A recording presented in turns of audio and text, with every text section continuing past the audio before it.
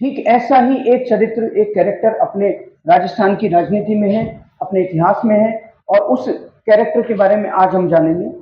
बहुत धैर्य से सुनना, बहुत ही अच्छे कैरेक्टर हैं, जिनको यकीन मानिए इतने महान कैरेक्टर है, इतना महान चरित्र है वो, कि उसको अपने को हर दिन प्रतिदिन उसको हाथ जोड़ना चाहिए, उसको नमन करना चाहिए, उसकी पूजा होनी चाहिए। यद्यपि अभी भी बहुत महानता, उसके लिए बहुत महानता वाली बातें कही जाती है, उस कैरेक्टर को बहुत महिमा मंडित भी किया जाता है, लेकिन फिर भी कम है। जितना ज्यादा महिमा मंडन कर सको उतना करो, ऐसा वो महान कैरेक्टर है। अरे कटप्पा तो केवल फिल्म में है, वो तो एक लिखा हुआ चरित्र है, काल्पनिक चरित्र है, लेकिन ये एक रियल कैरेक्टर है। जो दुर्गादास है, उसकी दुर्गादास राठौड़ की बात है, उसको आप इस तरह से आज तक आपने केवल उसको थोड़ा बहुत पढ़ लिया होगा, थोड़ा बहुत आप उसके व्यक्तित्व के बहुत सारे जो चित्र हैं, बहुत सारे उसके व्यक्तित्व के गुण हैं, उनको आप आज सुनेंगे, आज देखेंगे। सबसे पहले तो दुर्गादास के बारे में ये जानो आप कि दुर्गादास जसवंत सिंह जी जो थे, जसवंत सिंह जी का एक मंत्री हुआ करता था, नाम था आस्करण। आस्करण जी की 3 रानियां थी। देखो, रानी केवल राजा के ही नहीं होती, जो भी छोटे मोटे जागीरदार सामंत होते थे उनकी पत्नियां भी रानी कहलाती।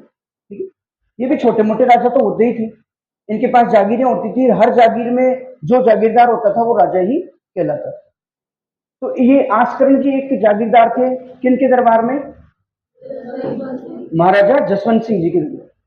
और महाराजा जसवंत सिंह जी के दरबार में आस्करण जी जो है, उनके 3 रानियां थी।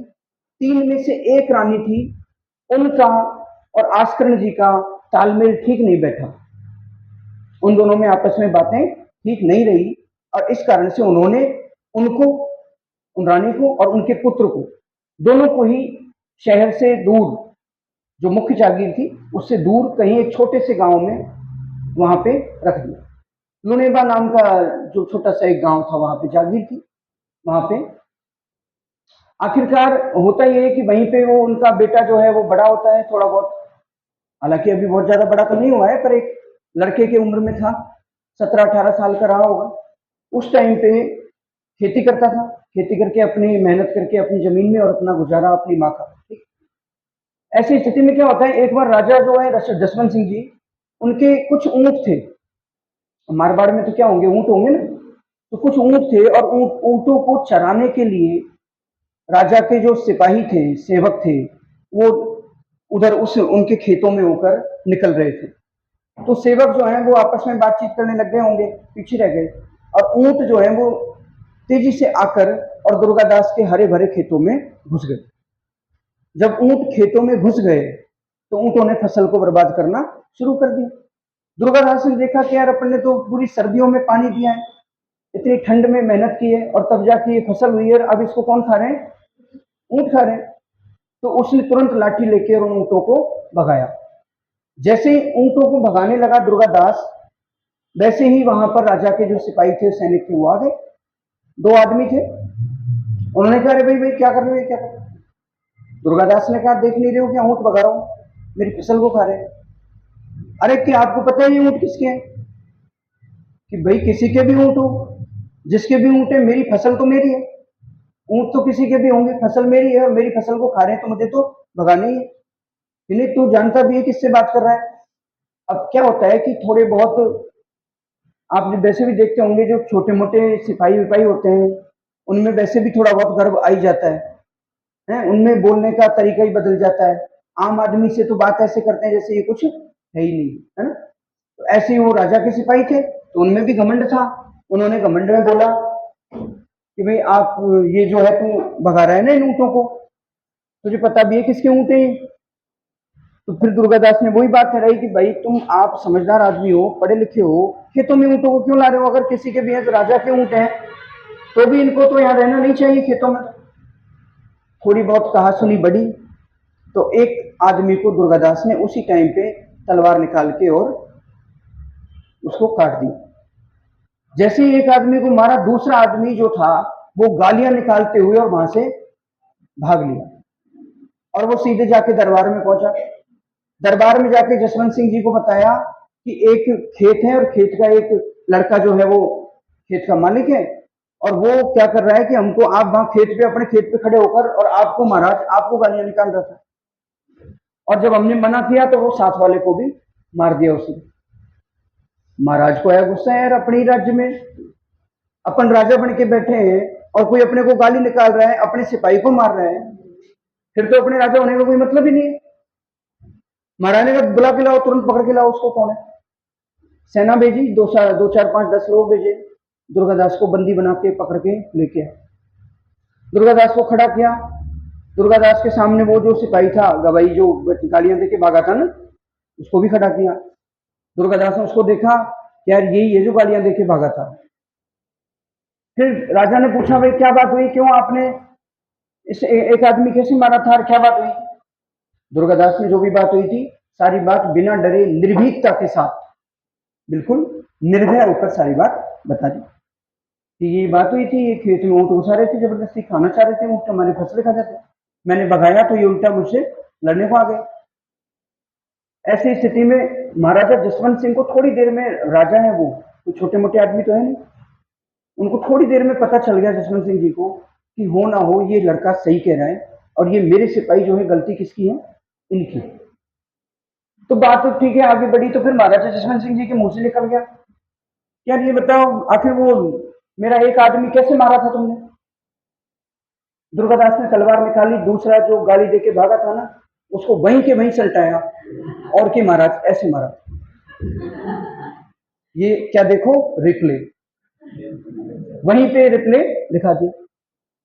महाराज जसवंत सिंह जी को लगा, यार ये आदमी कितना वीर बहादुर है, मेरे दरबार में खड़ा होकर मेरे आदमी को मेरे ही सामने सलटा रहा है, और फिर कह रहा है कि महाराज रिप्ले देख लो। इसका मतलब ये तो कोई, अब ये सारा घटनाक्रम जो है ना, वो दुर्गादास जी के पिताजी जो महाराज के बगल में बैठते थे, वो भी देख रहे थे, लेकिन उनकी बोलती बंद हो रही थी। उनको पता चल गया था कि बेटा तो ये मेरा ही है, लेकिन वो फिर भी छुपाना चाह रहे थे कि जब तक छुप जाए छुपे, नालायक यहां भी आ गए। तो ऐसी स्थिति में दुर्गादास जी के जो पिताजी थे, वो बार बार अपने मन को ऑलिज बेल ऑलिज बेल ऑलिज बेल कर रहे थे कि भाई नहीं चले पता, नहीं चले पता। लेकिन अगला ही प्रश्न महाराज जसवंत सिंह, तुम्हारा बाप कौन है? दुर्गादास ने कहा, ये जो आपके बगल में। आसकन जी की ओर देखा जसवंत सिंह, आसकन जी कि महाराज आपके जो मन में आए इसकी सजा दो, मेरा इस नालायक से कोई लेना देना। नालायक कहने से समझ तो गए थे महाराजा जसवंत सिंह जी कि है तो किसका बेटा? आसकन जी। कि अच्छा है तो आपका? कि हाँ साहब मेरा ही है, ये गलती मुझसे हो गई थी, बहुत पुरानी गलती है, अब ये गलती इतनी बड़ी हो गई है, लेकिन मेरी तरफ से आपको खुली छूट है, आप मेरी तरफ से कुछ भी मत सोचो, और आप इसको जो चाहे सके। महाराज बहुत इंप्रेस हो थे। जसवंत सिंह जी बहुत गुणी व्यक्ति थे, बहुत विद्वान व्यक्ति थे, जौहरी, जौहरी जानते हो, पारखी व्यक्ति थे, परख जानते थे कौन अच्छा है कौन। महाराज जसवंत सिंह जी ने कहा तुरंत कि आसकन जी आप ये सिंहासन छोड़ो, इधर आओ। दुर्गादास को वहां बिठाया, और कि आज के बाद जोधपुर का दरबार जो है उसमें इनकी नियुक्ति की जाती है। दुर्गादास को अपॉइंटमेंट कहां मिल गई? जोधपुर दरबार। दुर्गादास ने कहा मेरी खेती बाड़ी, अरे कि यार तू शांति रख, तेरी खेती बाड़ी करवा देंगे। उसके दिमाग में तो वही चल रहा था अभी, एकदम से वो पचा ही नहीं पाया था कि अपन कहां से कहां पहुंच गए। फिर 2-4 दिन में उसको होश आया कि यार सिलेक्शन हो गया है, नौकरी लग गई, पोस्टिंग हो गई है। मतलब सिलेक्शन, नौकरी, पोस्टिंग एक साथ तीनों। और यहाँ तो ये होता है कि पहले सिलेक्शन होता है, फिर 1-2 महीने बाद पोस्टिंग के लिए आता है लेटर, फिर जाके वो स्थान देते हैं, फिर ज्वाइनिंग देते हैं, 6 महीने लग जाते हैं। कभी कभी तो ऐसे सपने आते हैं कि कहीं सरकार ने यूं कह दिया कि आपका सिलेक्शन हुआ, वो रद्द किया जाता है। ऐसे सपने और आते हैं उस टाइम पे, ऐसे बुरे बुरे सपने आते हैं। जब रिजल्ट से लेके, रिजल्ट आने से लेकर पोस्टिंग तक का जो टाइम है ना, बहुत बुरा निकलता है।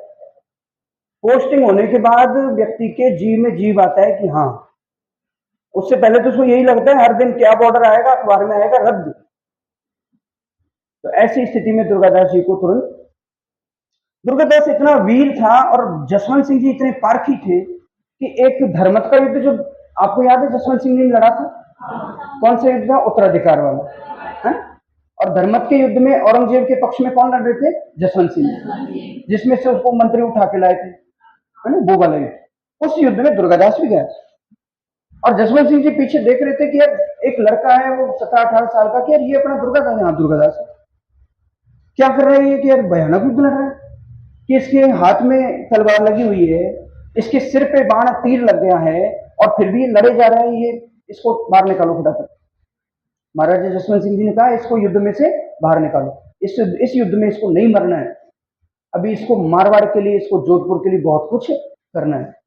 उस युद्ध में से प्राण बचाए थे दुर्गादास के, नहीं तो वो उस दिन में युद्ध में लड़के बलिदान हो जाता, और ऐसे कई हो जाते थे।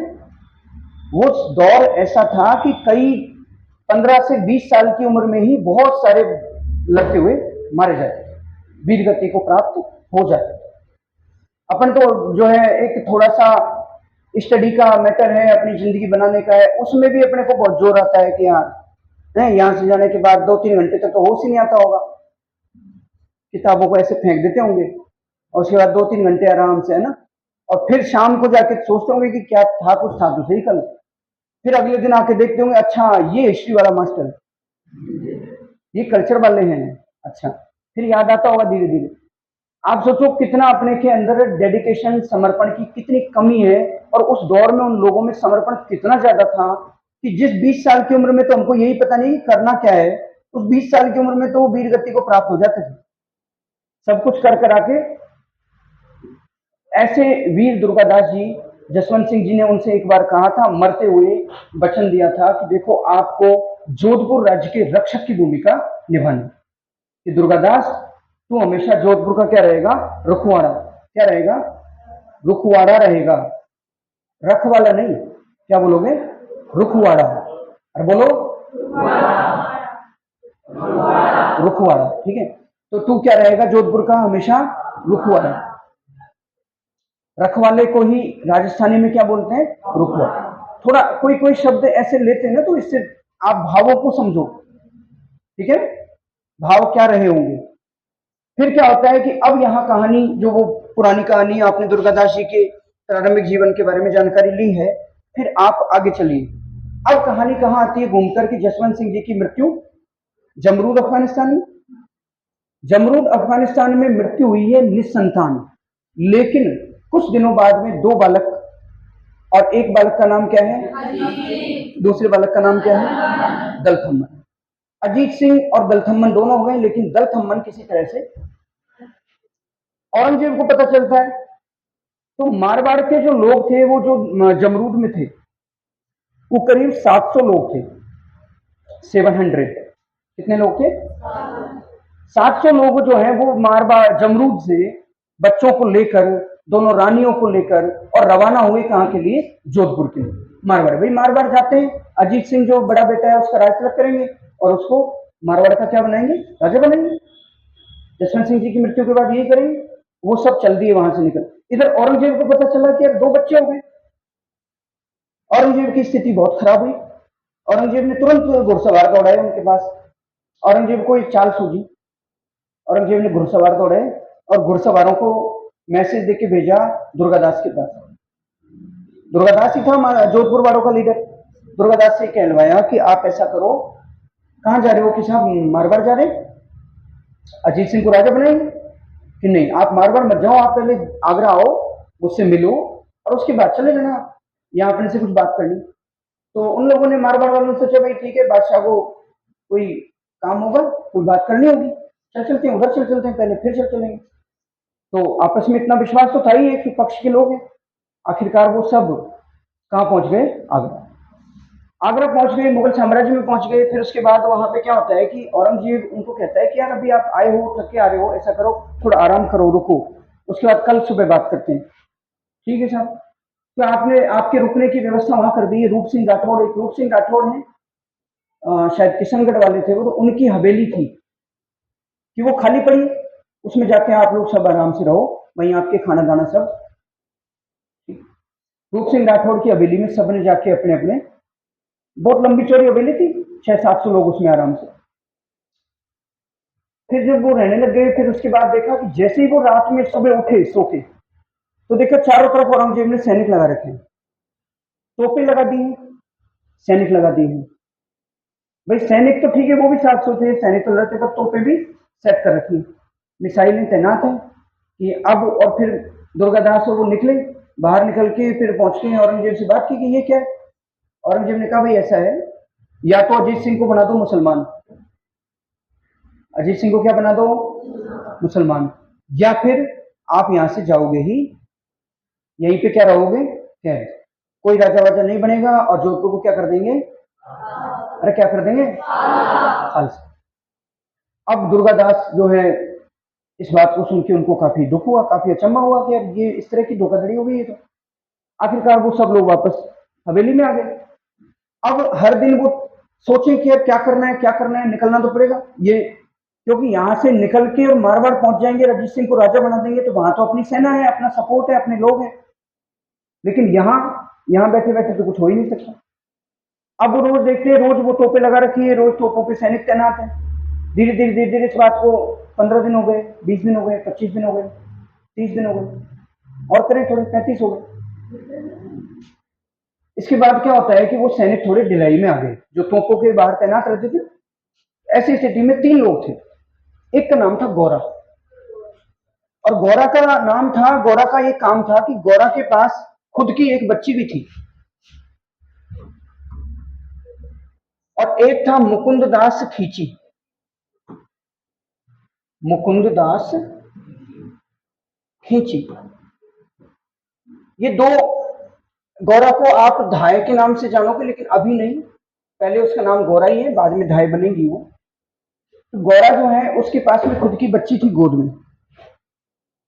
और गौरा क्या करती थी, कई बार, अब ऐसे तोहफे देते थे, हालांकि दो चार लोगों के आने जाने पे, हवेली से बाहर जाने पे कोई प्रतिबंध नहीं था, लेकिन तोहफे इसलिए लगा रखी थी कि सारे के सारे एक साथ नहीं भाग जाए।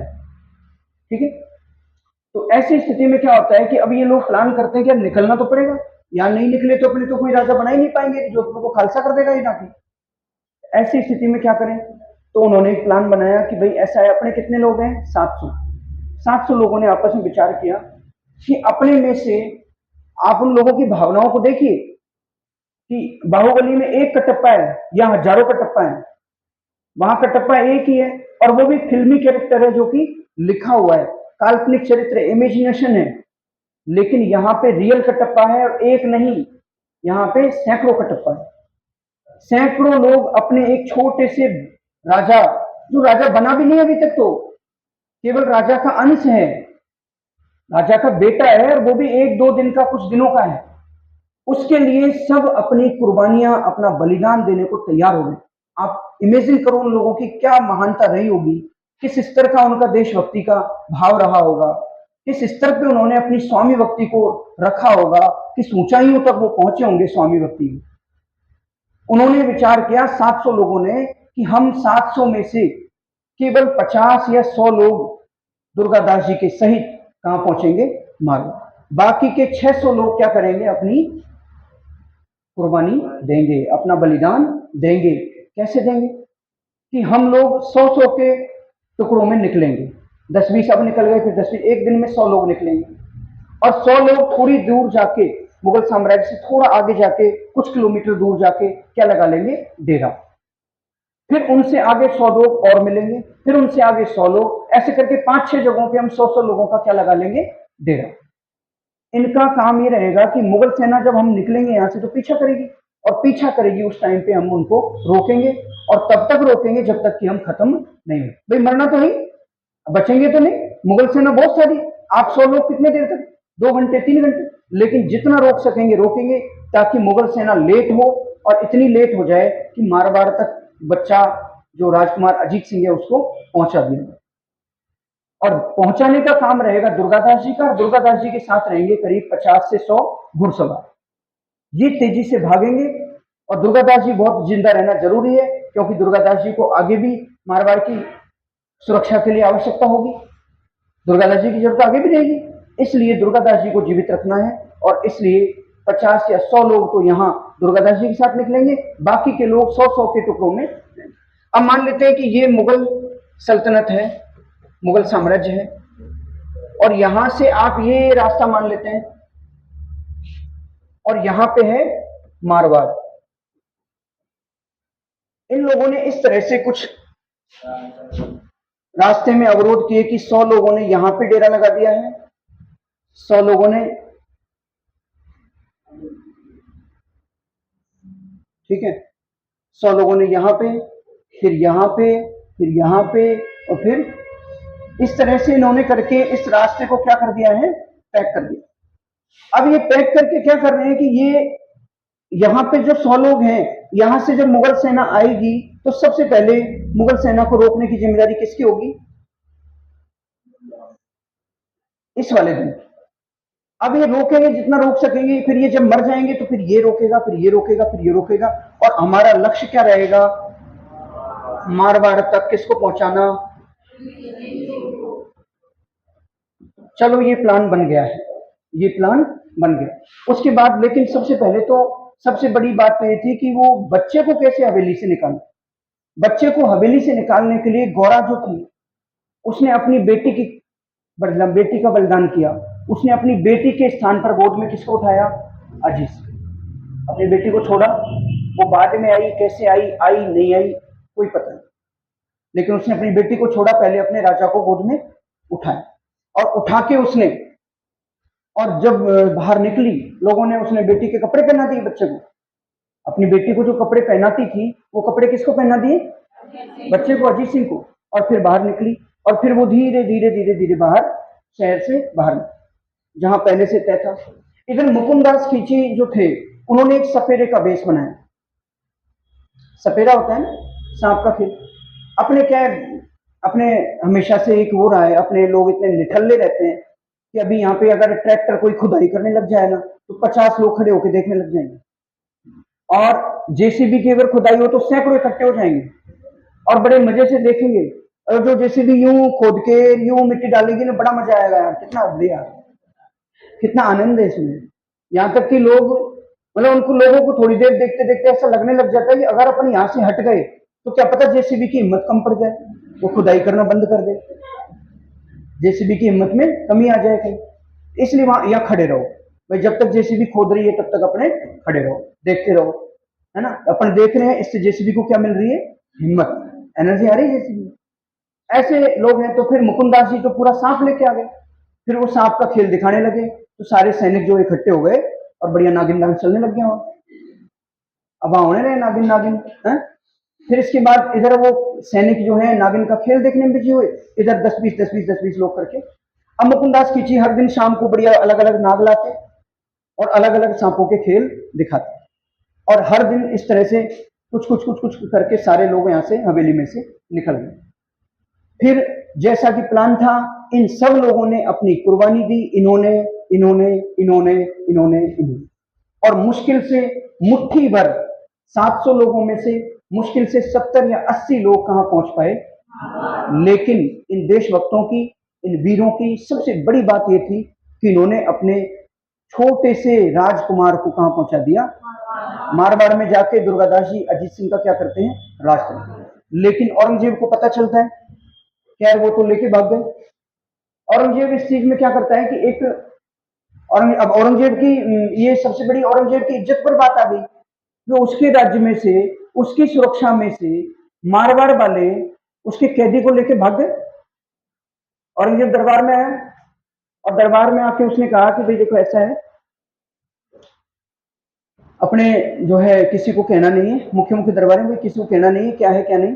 वो एक नकली बच्चा लाया, मतलब बच्चा असली था लेकिन नकली अजीत सिंह लाया, और उसने दरबार में आके घोषणा की कि देखो वो जो दुर्गादास है ना, वो अजीत सिंह को लेके ही नहीं गया है, अजीत सिंह तो ये रहा मेरे पास, और इसका नाम क्या है, अजीत सिंह, लेकिन आज मैं इसको क्या बना रहा हूं, मुसलमान। अब इसका नाम होगा मुहम्मदी राज। क्या हो जाएगा, नकली अजीत सिंह। और प्रश्न पूछा जाता है कि नकली अजीत सिंह का नाम क्या था, तो मुहम्मदी राज। किसने रखा था, औरंगजेब।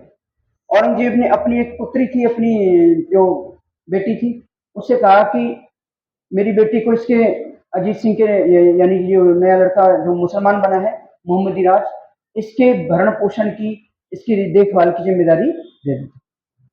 इस तरह से औरंगजेब ने ये करके ये सोचा कि इससे मैं क्या करूंगा, उनके जो अजीत सिंह को वो लेके गए उसको, तो वो तो क्या साबित हो जाएगा कि फेक है, और ये जो लड़का रहेगा इसको मैं क्या बना दूंगा, अजीत सिंह, ये बड़ा होके इसको वहां का बना देंगे, ये है अपना ही। इस तरह से औरंगजेब की चाल थी, लेकिन ये बाद में सफल नहीं होनी थी। और दुर्गादास ने इस समय से, यानी 1678 था, 1678 से लेके 1708 तक, वैसे तो 1707 में ही खत्म हो गया था ये संघर्ष, लेकिन देवारी समझौता होता है, ये बात आगे बताऊंगा मैं। 30 साल तक भयानक संघर्ष किया, 30 साल तक क्या किया, संघर्ष किया औरंगजेब से। इसलिए इसको कहते हैं मुगल मारवाड़ 30 वर्षीय युद्ध। क्या कहते हैं, मुगल मारवाड़ 30 वर्षीय युद्ध।